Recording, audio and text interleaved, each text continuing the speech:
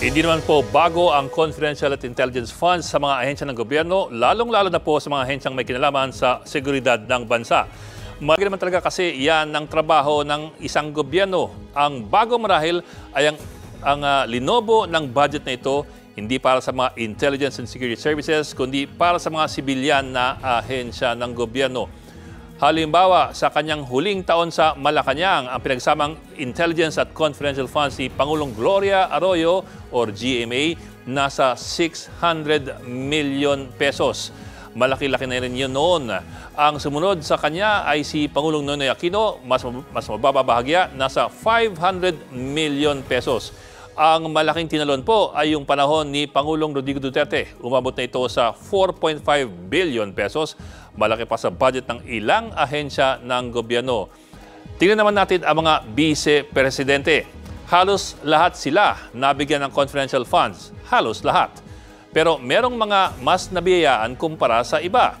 Si dating VP Gloria Arroyo may confidential funds nasa 5.1 million noong year 2000. Ang pumalit sa kanya si Tito Ginggona, meron ding ganong halaga noong 2002. Si VP Noli De Castro naman, 6 million pesos per year ang confidential funds hanggang taong 2010. Si VP Jojo Binay naman, nasa 6 million ang confidential funds noong taong 2011. Ang wala pong confidential funds nung siya nakupo ay si VP Leni Robredo. Ang pumalit sa kanya na si VP Sara Duterte, ang confidential funds ay lumobo po sa 500 million pesos or kalahating bilyong piso. Madam Speaker, ayon din sa mga nakaraang usapin, lumalabas na ginastos ng OVP ang halagang 125 million sa labing siyam na araw, 19 days lamang na Hindi po ito nagastos sa loob ng 19 days, kung hindi 11 days po. Funds used by the OVP in 2022.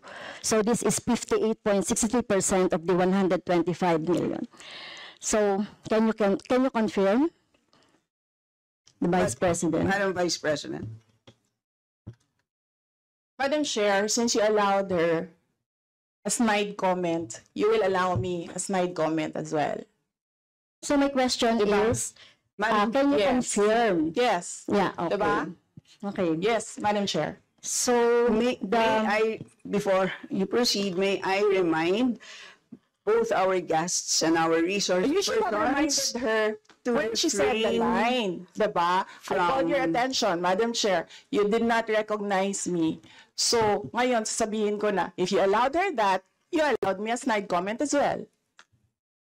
Madam Chair, again, it's another point of order kasi kapag may mga deliberation tayo, we should stick to the topic. Hindi pwede, Madam Chair, na dinadivert natin yung usapan para hindi natin sagutin yung tanong ng mga mambabatas natin. This is actually the best opportunity, formal proceedings, nakikita po ng publiko para malaman anong sagot ng Vice Presidente. So,